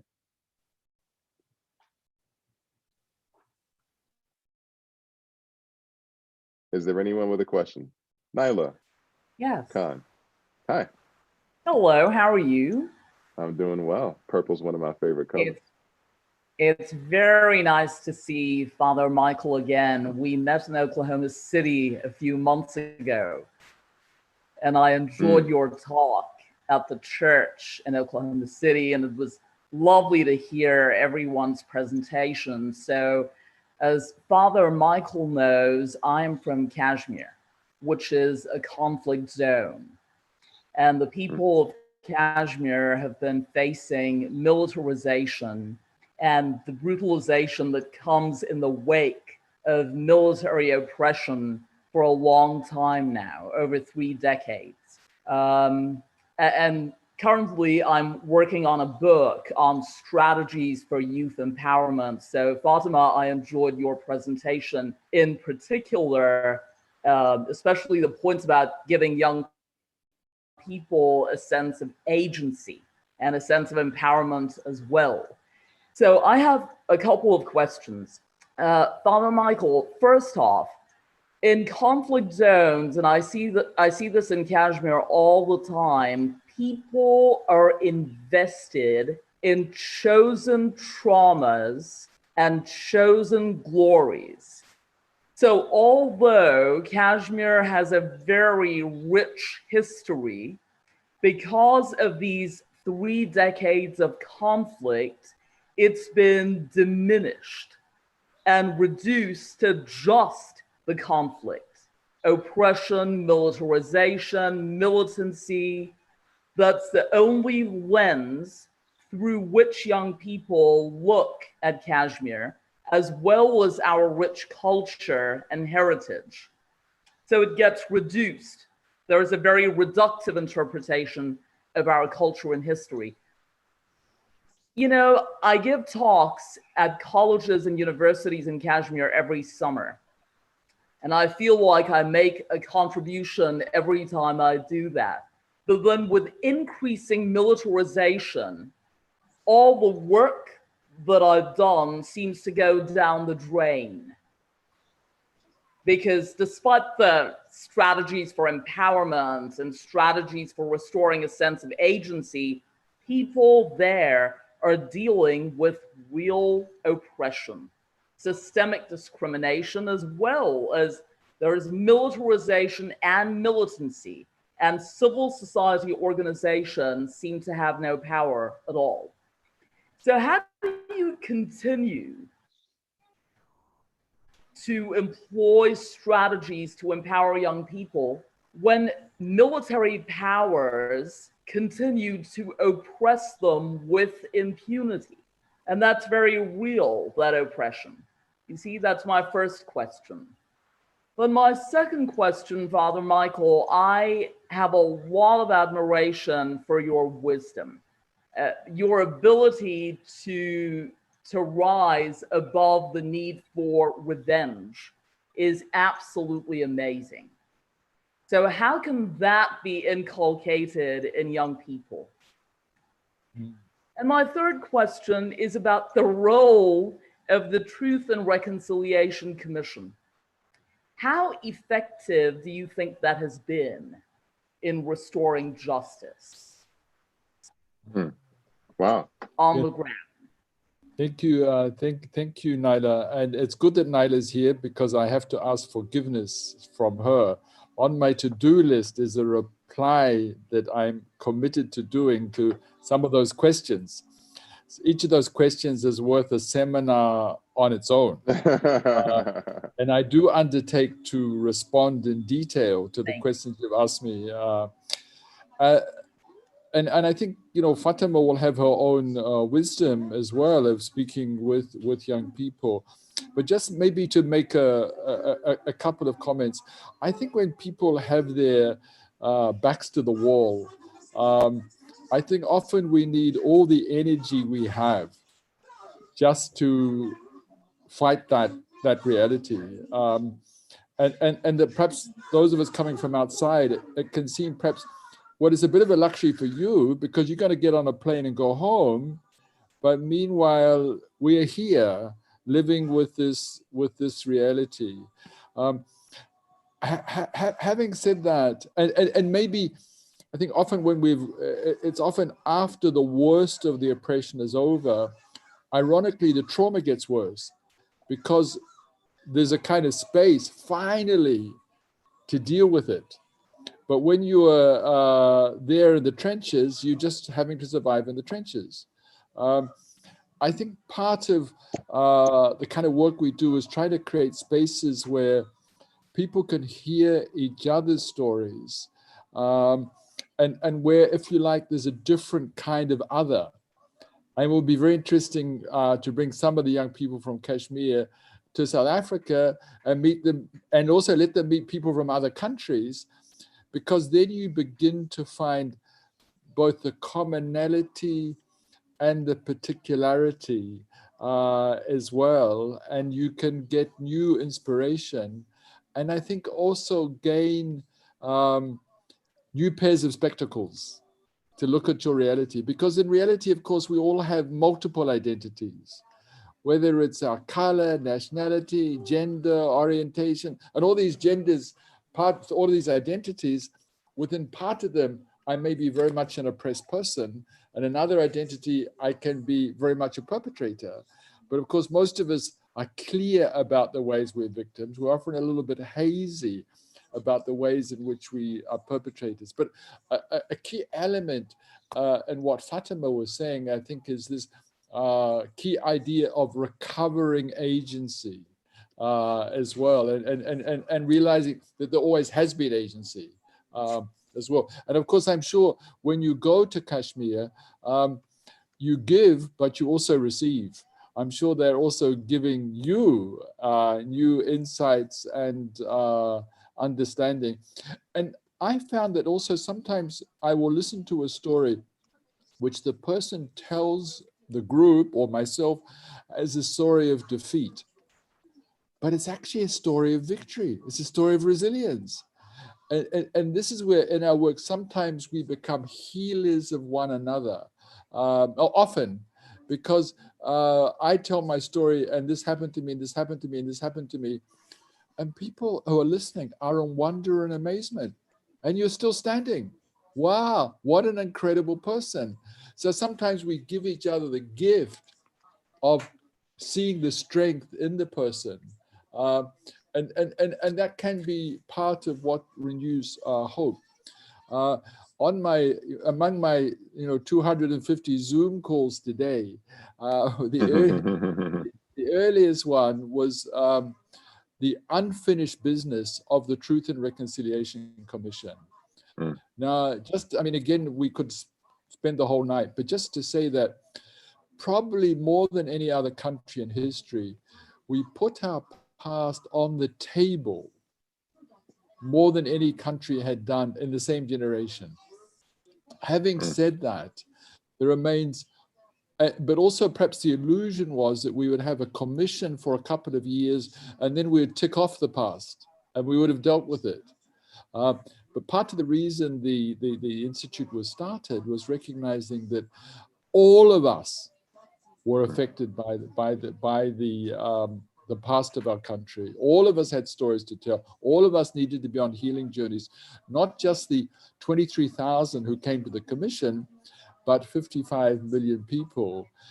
And I think the healing of memories for nations, as anybody who's awake in the United States knows, is an intergenerational journey. And what Black Lives Matter has brought back onto the table, perhaps the two original sins of the United States, slavery and the genocide of indigenous people. And so that's a journey that's cross generations. But as I say, the call I was on today were families who 25 years after the commission have not yet seen any accountability for what happened to their loved ones. And I think people remain with their trauma until, in particular, it is acknowledged. Now, obviously, ideally, it should be those who are responsible who do the acknowledging. But often it can also happen in a symbolic way, which happens in our workshops, when for the first time somebody hears our pain and said, it was wrong. So that's a short answer to your questions. Each of them requires a seminar, and I promise to respond to your query. Wow. Thank you, Father Michael. There's a lot of really, really important points that you just laid out for us. In a sort of takeaways, as we're kind of bringing to a close before we transition into the video. Father Michael, first of all, I want to thank all of the panelists for bringing their heart and their service through this organization, and the work that you are doing is really important and very necessary. Thank you to all of the people who have been present. We're not wrapping this yet, but I just wanted to say thank you to everyone who was present on the call and on this panel, to be present to all of the what we are experiencing as far as a global movement to speak our stories into existence and to heal personally, so we can move the world forward. But Father Michael, I do have a specific question for you. How can we, in this moment, what are 2 or 3 steps that we can take as people to really advance the conversation and to move ourselves to our own personal healing? I think one of the good things about COVID-19 is we've all had a chance to look in the mirror. And we haven't always liked what we've seen in the mirror. And sometimes it's the first time, especially for someone like myself who normally lives on a plane, but I've been home shut down since March. But it's been a time for all of us to reflect and begin to say to ourselves, what is my unfinished business? What is my unfinished business? And for many of us, it may be the big picture of what I carry because of my nation's history, but often we sometimes cope with those big things, but we don't cope with the things that have happened in our intimate relations. And in our work across the world, I'd say the stories we hear most frequently are about childhood trauma, and gender-based violence, particularly the violence of men against women. Those are the stories that characterize. And I'm sure some of us here have some of those stories as part of our story. Now, some of us will have dealt with it, integrated it, and we're living our lives.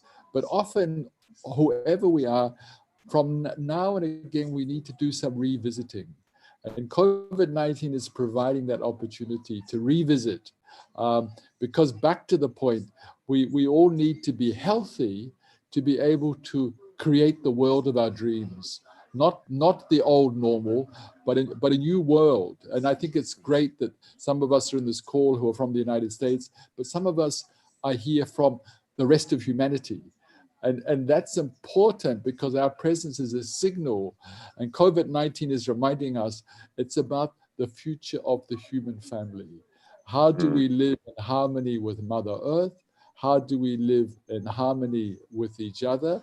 But to do that, we've got to be committed to justice. So look in the mirror, ask yourself what unfinished business there is, and then also look and say, what do I need to do? Is there somebody I need to say I'm sorry to?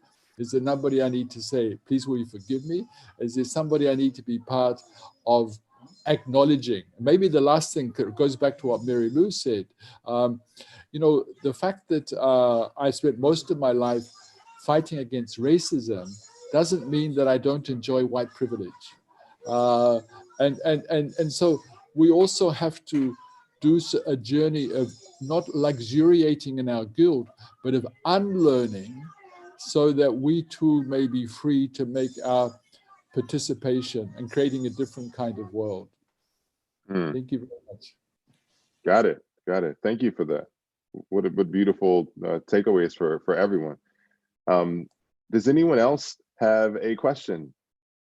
Would someone else like to ask a question? You've been so beautifully glued. Bitsy. Hi, Bitsy.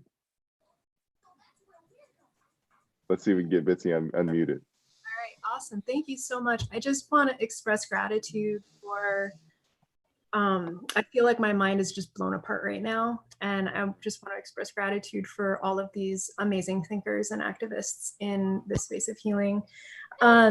I am a democracy activist. A lot of the work that I do is in advocacy for creating things like citizens' assemblies and participatory budgeting processes and that kind of thing. And something that I think about a lot is that in the United States, our government wasn't designed for us. It was designed for white men. And what would a government that is designed by us and informed by intergenerational trauma look like? And specifically, I've been thinking about, you know, I think one of the things that happened with the Truth and Reconciliation process in South Africa is that it didn't address the intergenerational aspect. And for me, in my anti-racism journey, I've really recognized that, like, it's not a marathon, it's a relay race. Right? It's a relay race, and it's an intergenerational relay race. And so it's almost like what we need is 400 years of truth and reconciliation in order to deal with the legacy of 400 years of institutionalized trauma. And so I'm wondering, you know, given that our government has been a source of so much trauma and continues to be, what does it look like to have a government that is trauma informed? And how do we, you know, do we institutionalize a fourth branch of government that is, if you could design a democracy, you know, and this is to the entire panel, but if you could design a democracy that is informed by trauma and exists to heal a people, what are the kind of characteristics or elements that you think would be really important to be a part of that? The first thing would be to say that I'm not going to do it as an individual. So it would begin by a process of a nation listening to itself. And I often say in South Africa, we need a new language in which we can speak about our pain. The head and the heart need to come together. Because it's in the heart, if you like, that lies the poison of how we've been infected by the things that have happened to us. But I mean, I think it's about saying, in the United States, how do you have a national conversation in which and one of the comments people have made is that Black Lives Matter has caused white people to listen to Black people more than they ever have. And that's a kind of giant step one, you know, on the journey, you know. But I mean, you asked the whole panel, that's just a kind of, you know, comment. But you see, we also have to say, it's not just about the United States. You know, I think suddenly, you know, US exceptionalism is gone forever, you know. Here's a country in which so many people are dying that needs help from the rest of humanity. And so we need to say we are in this thing together. We're going to sink or swim together, all of us. So I think we need not just to speak about, the latest thing is vaccine nationalism. We don't need vaccine nationalism. We need the human family to be able to find some ways of finding some cures and some vaccines. But let others comment. Got it. Thank you for that, Father. Gloria, how do you feel about that? Well, okay, I'll say it. I think we need to move from toxic masculine principles to feminine principles, which are normally more inclusive. And we're really at a point, if you look at the past 3,000 years, where we really have all been living in a patriarchy through that period, and this is where we are. So my thinking now, and I think the day before yesterday, when Joe Biden picked his running mate, it was a sign of hope, not just for women of color, but for women. And I think women have to take a greater leadership role. And I think we've been trained not to. So be the nice girl, that kind of thing. And I just think now, mothers, sisters, Father Michael, you speak to this very well about, that we need to challenge the patriarchy at this point that's created where we are. And women, whether they have children or not, give birth. And I think there's a value of life that they place on life in general that a man may not necessarily understand. Now, I think men are the solution to the problem. So I'd love them all to get, in touch with their feminine side, but there has to be, when I look at our current leadership, anyone who looks at his history will see the massive trauma he has experienced through his life and growing up. That is a person who had severe childhood trauma. So the question becomes first too, how do we manage children with trauma? How do we help them understand themselves? How do we help people respect not only themselves, but others? But and also what Father Michael said, what I have found the greatest feeling of empowerment and hope is when we connect globally, because we are all the same.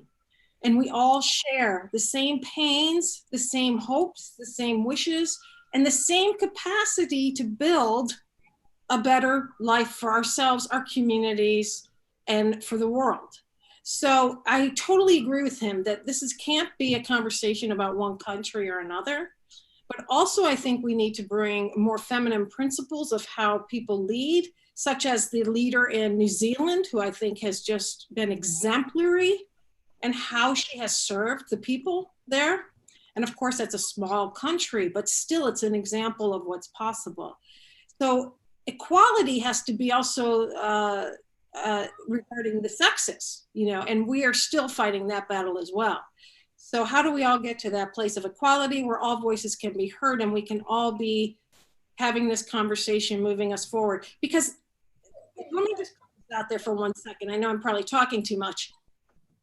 Pain of others also creates pain in us. We think we're disconnected and we think we can isolate, but we cannot. The pain of the societies and the world we live in affects all of us. So it's in all of our best interest, if you want to look at it in terms of best interest, to build a more inclusive, equal, kinder, more loving, gentler world to live in. I hope that makes sense.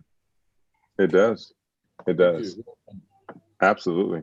Are there any other panelists that want to speak to that? We have enough time for a 1 minute response or so, but are there any other panelists that want to speak to that?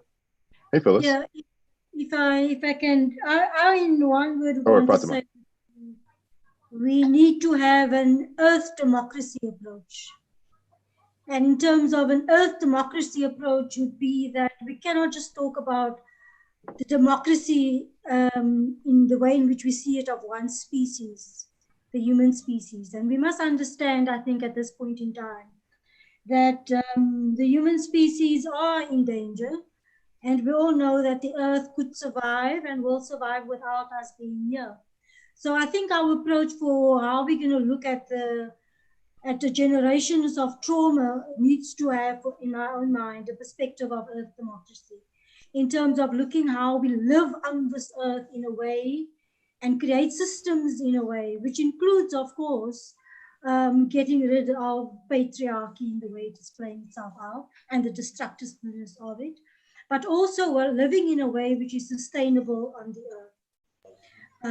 And living in a way which is sustainable to the well-being of Earth and all its species, including ourselves.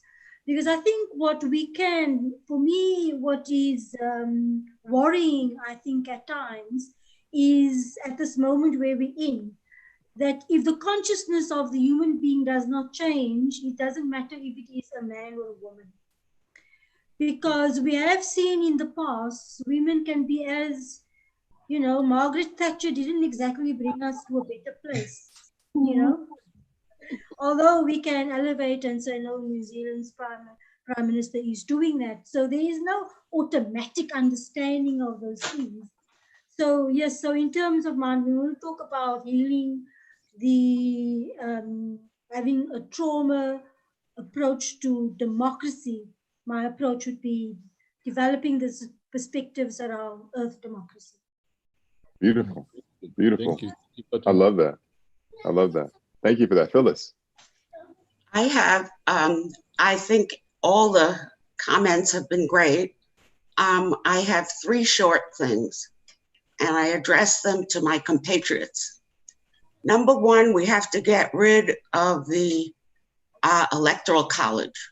We need to elect officials by the popular vote. Number 2, we need regulation of corporations and profits. And number 3, we need universal health care. Yes. Love it, love it.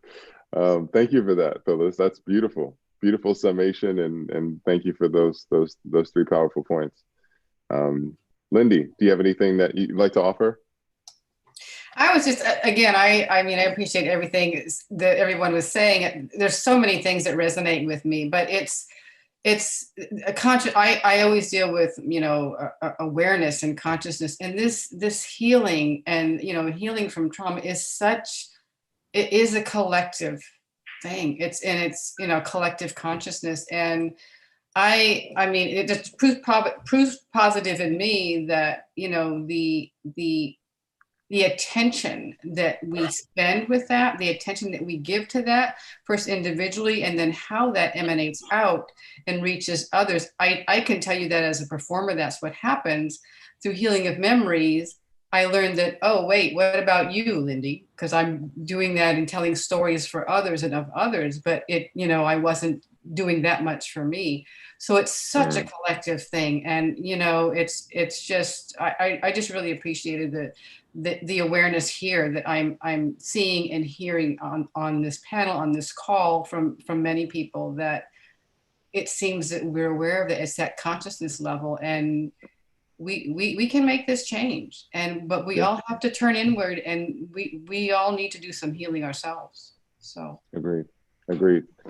And that could not have been a better way to summarize this beautiful panel, is that we all have some healing to do ourselves, and we get to take the lessons and the beautiful wisdom of Father Michael and Gloria and Fatima and Phyllis and you, Lindy, and everyone as we move out into our own lives, so we can make the impact that we seek to make on the people that really matter for us. We're going to close with a video. So that this is not the official close, but again, I wanted to say thank you to every single person who has contributed your valuable time to this conversation, to being present, to being to really leaning in on the conversation, and to being a part of the healing of ourselves, so that we can help everyone to navigate their own healing as well. So thank you to the organization OK Trauma for putting on this amazing panel and bringing everyone together. All of the work of Michelle and Teddy and Andrew and everyone who has volunteered to bring all of these people together so that we can have this amazing, important conversation. we're going to end with a video. Sangika to you. Sangika, thank you to you. Absolutely. Thank you very much, Father Michael. I'm grateful to be here, and it's been a pleasure to be a part of this conversation. So thank you for your recognition. I appreciate it. We are going to watch a video that speaks to the importance of transgenerational healing. So the video is 3.5 minutes, and want you all to stay tuned so that you can experience this. It was produced by OK Trauma, and it speaks to our journey through our own story. So I'll pass it over to you, Teddy.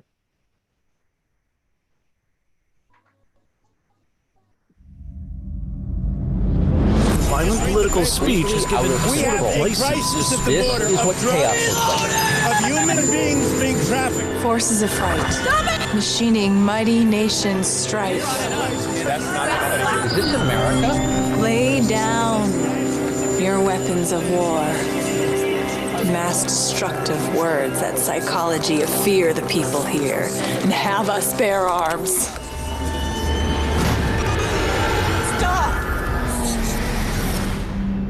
Around one another, in solidarity. Brothers, sisters, can I forgive myself this desolate, destitute, mighty egoic fashion, senseless fare, gone unnoticed, fueling, disconnected, domination, enterprise? Fling me free from this affair with fear-driven force. Fluids shake me down, and I rise up out of the ground. Comes the chance to dance. Kundalini rise, intertwined serpents I ride. Sophia, goddess Ma, inner wisdom guides.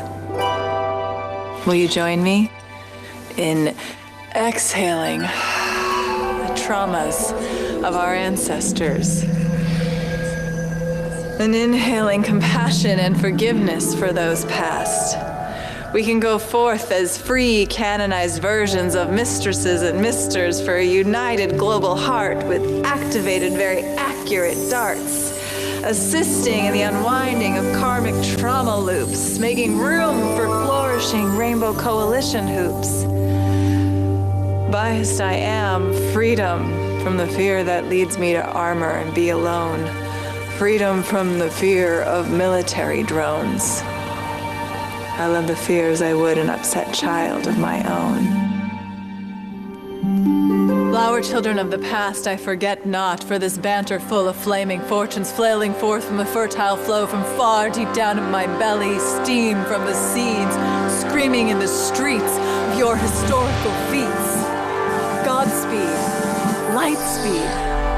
We here now be bullied no more by past judgments. All mothers, brothers, fathers, sisters, awake. We can all be our part in uniting a global human heart. All energy transfers for a new start. With every breath, with every step, no need to know the big how. We manifest our destiny now. And now. And now, and now, and now.